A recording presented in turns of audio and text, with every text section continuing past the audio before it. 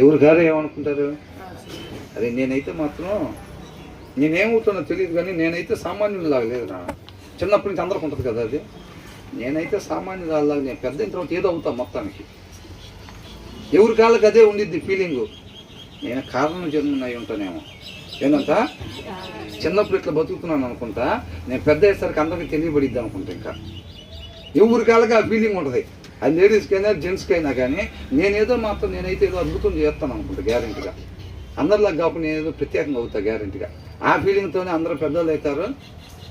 పెద్ద అయిన తర్వాత ఆయన కృపను పొందుకుంటే ఆయన మాట ప్రకారంగా మనం విధేయత చూపించకపోతే మన ఇష్ట ప్రకారం ఉండి నశించిపోయేవారుగా ఉంటారు. అవునా?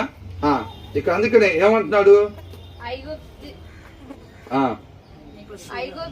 ఐగుప్తు తర్వాత ఏమంటున్నాడు,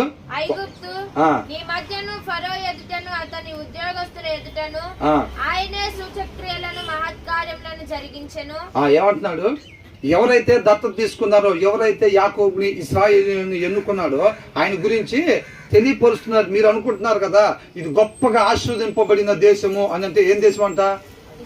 ఐగుప్తు. అవునా? గొప్పగా ఆశీర్వదింపబడిన దేశం అంటే మిగతా అన్ని చోట్ల ఉన్న బొమ్మల కన్నా అక్కడున్న బొమ్మలు చాలా పవర్ఫుల్ బొమ్మలు అనేది కదా మీ ఉద్దేశం. అవునా? వాళ్ళకన్నా ఇంకా పవర్ఫుల్ బొమ్మలు వేరే దగ్గర ఉంటే వాళ్ళు వీళ్ళకన్నా బలవంతులు అయి ఉండేవాళ్ళుగా. అందరికన్నా ఈ దేశమే బలంగా ఉంది అని అంటే అందరి దగ్గర కన్నా ఇక్కడ బొమ్మలే బాగా పవర్ఫుల్ బొమ్మలు అని మీరు నమ్ముతున్నారు కదా. కాబట్టి వాళ్ళు ఆపుకోగలిగారా? వాళ్ళ తొలిచూలు పిల్లలు ఆపుకోగలిగారా? ఆపుకోలేకపోయారంటే జనాలకి ఏమర్థం అవుతుంది? అక్కడ ప్రదర్శన జరిగిందా లేదా? ప్రదర్శన జరుగుతుంటే నువ్వు ఉపయోగించు, నీ పవర్ ఉపయోగించు, మన దేవుడి పవర్ ఉపయోగించు అంటున్నారు వీళ్ళు. ఉపయోగించిన మొత్తం ఉపయోగించాను రా అని అంటున్నాడు ఈయన. అవునా? ఉన్న పెద్ద వస్త్రం ఏమంటారు దాన్ని? ఆ పెద్ద అస్త్రం వాడేసాను అంటాడు. అంటేనే మన కాడ ఏం లేవు అంటున్నాడు, ఇంకేం లేవు అని అంటున్నాడు.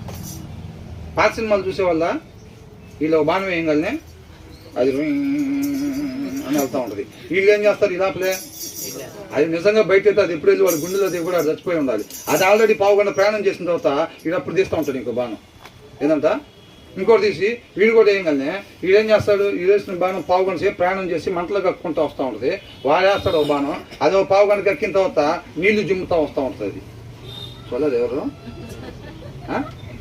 మాకు అది ఏం తెలియదు బ్రదర్ అసలు. అవునా? అట్లుంటుంది ఆ సినిమాల్లో. మేము ఎప్పుడు చూడలేదు బ్రదర్.